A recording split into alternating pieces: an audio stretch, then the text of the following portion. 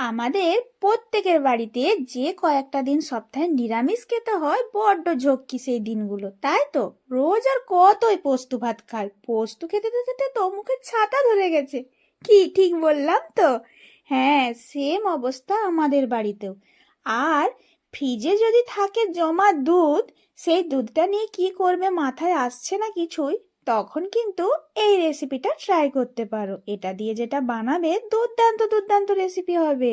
নিরামিষ খেতে হবে বলে যে চিন্তা, সে চিন্তা উড়ে যাবে। দেখো, প্রথমে আমি এখানে দুধ গরম করতে দিয়ে দিয়েছি। আর বাটির মধ্যে কিছুটা পরিমাণ জল আর কিছুটা পরিমাণ ভিনিগার, মানে 4 চামচ কি 5 চামচ যদি জল নেওয়া হয়, 5 চামচ ভিনিগার, সমান সমান ভাবে এটা রাখতে হবে। এরপর দুধটা যখন বেশ গরম হয়ে ফুটতে শুরু করবে, তখন একদম কিন্তু গ্যাসটা কমিয়ে দিতে হবে। দিয়ে ধীরে ধীরে ভিনিগার মিশানো জলটা দিতে থাকতে হবে।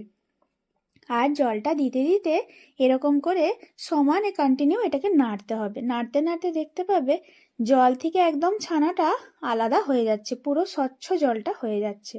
আর এটাকে কিন্তু বেশ আর ফোটাবার দরকার নেই, গ্যাস তখন বন্ধ করে দেবে।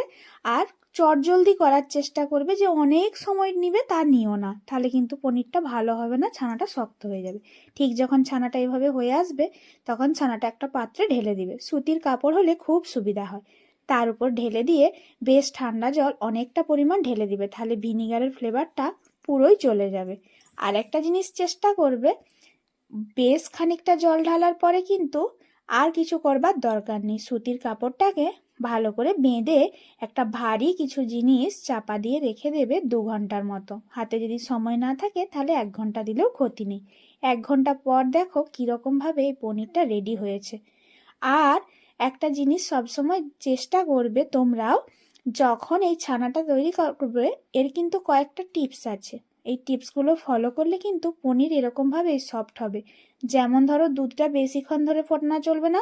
ভিনিগারটা দেওয়ার পরেও কিন্তু অনেকক্ষণ আর দুধটাকে ফোটানো চলবে না।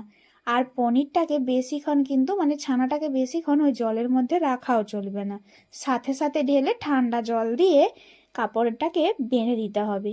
এই কয়েকটা টিপস যদি তোমরা ফলো করো, পনির কিন্তু দুর্দান্ত হবে। দেখো, পনিরটা হওয়ার পরে আমি আমার পছন্দ মতো শেপ দিয়ে দিচ্ছি। এবারে যে যা খুশি শেপ দিয়ে নানা রকম রেসিপি বানাতে পারে, তাহলে নিরামিষের দিনে এটার কিন্তু জুড়ি মেরা ভার, তাই তো?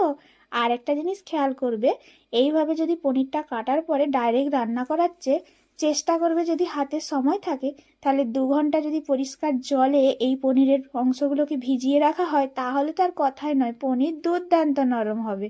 একবার এইভাবে পনিরটা বাড়িতে বানিয়ে করে দেখো শুধু।